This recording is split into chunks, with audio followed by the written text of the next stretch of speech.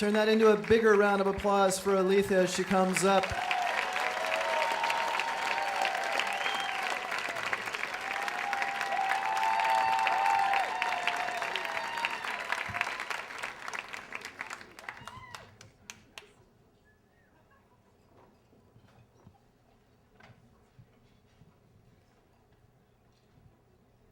In 1995, at the age of 57, my father died. And he was not only the kindest person you would ever want to meet, he was the most principled. The year before he died, some of his colleagues came to him and said that they'd learned that his name was on the list of the people being considered for the Nobel Prize in Economics that year.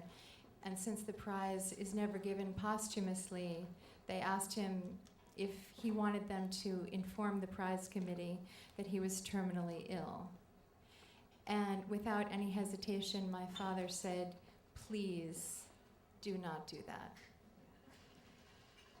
I remember the day that he told me that he was not afraid to die. He said that he'd had a good and happy life, and that his only fear was that he was letting me down. When he told me he was worried about me, I would have liked to have been able to say, "Don't fret, I'll be all right."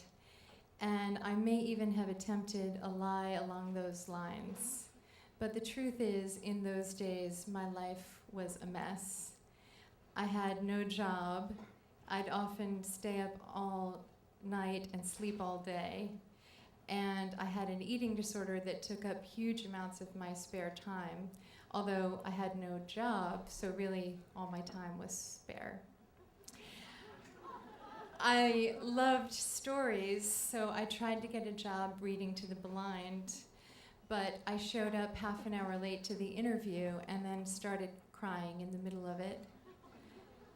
I loved movies, so I applied to be a ticket taker for Sony Cinemas, but even they wouldn't hire me.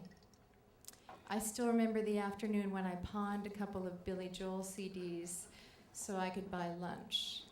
So if anyone ever tells you that Billy Joel is good for nothing, you tell them, no, he's good for chicken. If things were bad when my father was dying, they got worse after he was gone. I finally made an appointment to see a grief counselor, but I showed up 55 minutes late to the appointment and then spent the whole time I was there crying. So there was grief, but there was no counseling. A friend told me I was depressed, but I quibbled with the term, and I didn't want to take some drug. It didn't seem to me so much that my brain chemistry was off as that I'd made a sober appraisal of the world and wasn't sure I wanted any part of it. I'd like to say there was some epiphany or some big breakthrough moment, but the truth is, things just gradually, slowly began to get better. I got a job, I got a dog, and I started to think that maybe I would be able to forge a life after all. And I wanted to tell my father. I got this idea that I would write him a letter and leave it on his grave. And I wanted to do it on New Year's Eve because that seemed a fitting day to mark a new beginning. The only trouble was I'd been so sorrowful the day we buried him that I hadn't paid any attention to where the cemetery was.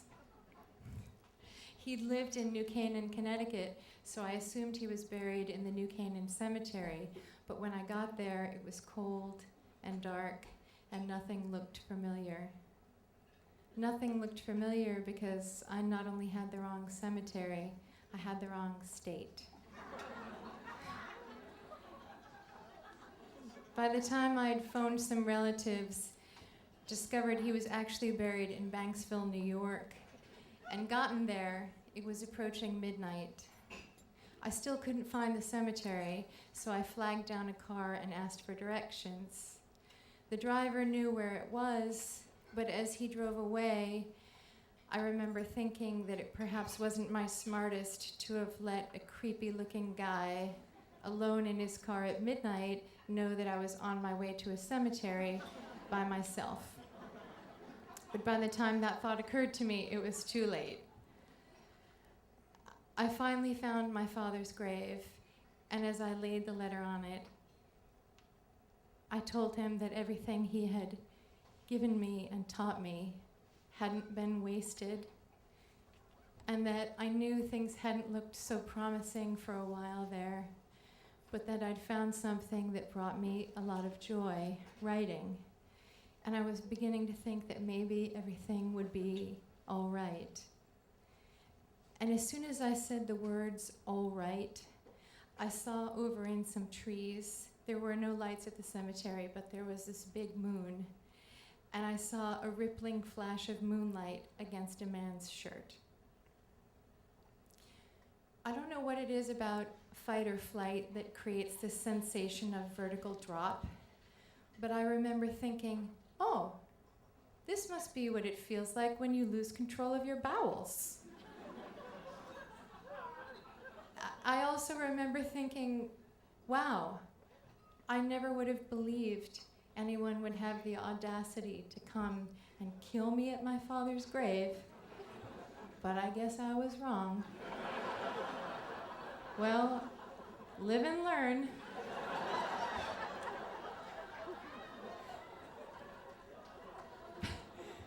By the time I raised my eyes and realized it was not a man's shirt rippling in the moonlight, but an American flag on top of a grave, I felt as if I'd lived through the kind of rite of passage I must have subconsciously been seeking.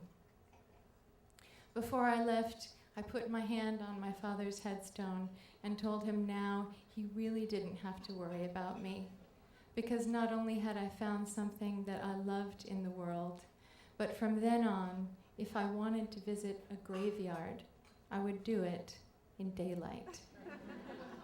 Thank you.